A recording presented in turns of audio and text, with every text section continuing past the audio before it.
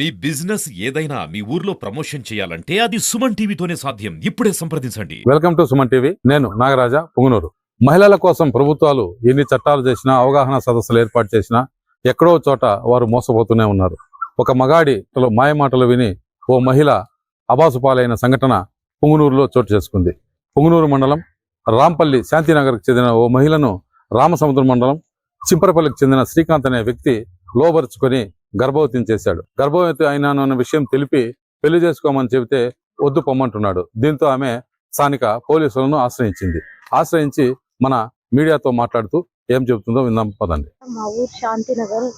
అతను మా ఇంటికి పోతా మా డాడీతో లావాదేవీలు పెట్టుకుంటా 4 years నుంచి పరిచయము. నన్ను లవ్ చేస్తానని పెళ్లి చేసుకుంటానని మోసం చేసినాడు. ఇప్పుడు నేను ప్రస్తుతానికి ప్రెగ్నెన్సీ చేసి ఇప్పుడు సంబంధమే లేదు నీకు నాకు అని చెప్పి మోసం చేసినాడు. మేము వచ్చి కంప్లీట్ ఇచ్చినాం. మీరే ఏదో ఒకటి న్యాయం చేయాలని కోరుతున్నాను. మా ఇంటికి వస్తూ పోతూ లావాదేవీలు చేస్తున్నాడు సార్ మా డాడీతో. అట్లా పరిచయం అయినాడు 4 సంవత్సరాల నుంచి. అప్పటి నుంచి కూడా నన్ను పెళ్లి చేసుకుంటానని చెప్పి లవ్ చేసి పెళ్లి చేసుకుంటానని చెప్పి మోసం చేసినాడు. ప్రెగ్నెన్సీ చేసినాడు సార్. మా తల్లిదండ్రులు లేని సమయంలో మా ఇంటికి వస్తూ పోతూ నన్ను శారీరకంగా లొంగి తీసుకున్నాడు సార్. కాదు దానికి దీనికి ఏం సంబంధం లేదని చెప్పి నన్ను మోసం చేసినాడు సార్. దీనికి పరిష్కారం చూపించాను సార్. అవును సార్, మా పేరెంట్స్ తో నేను చెప్పినాను, పిలిపించి కూడా వాళ్ళు చెప్పినారు సార్. అయినా కూడా తను ఒప్పుకోలేదు సార్. నేను కాదు అనే చెప్తాను. దీనికి నాకు కారణం నేను కాదు అని. ఇప్పుడు ఇద్దరు కూడా దీనికి దానికి ఏం సంబంధం లేదు, నేను చేసుకోను అని ఎంత మందిలో అయినా చెప్తాను. పోలీస్ స్టేషన్ లో కంప్లైంట్ ఇచ్చినారమ్మా? అవును సార్, ఇచ్చినాం సార్. పోలీస్ స్టేషన్ లో మేము కంప్లీట్ ఇచ్చినాం సార్.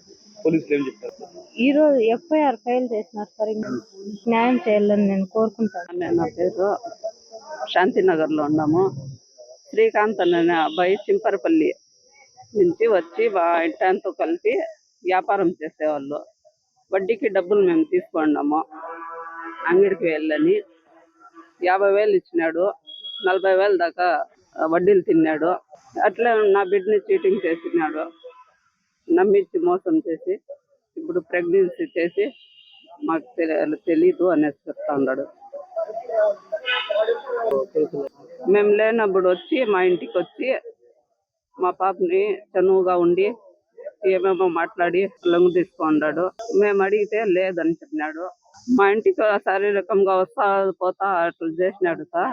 పెద్ద మనుషులకి పిలిచి ఇట్లా మా 3వ నెల మా బిడ్డకి ఇట్లా మోసం చేసినావే అంటే నేను కారణం కాదు అని చెప్పినాడు.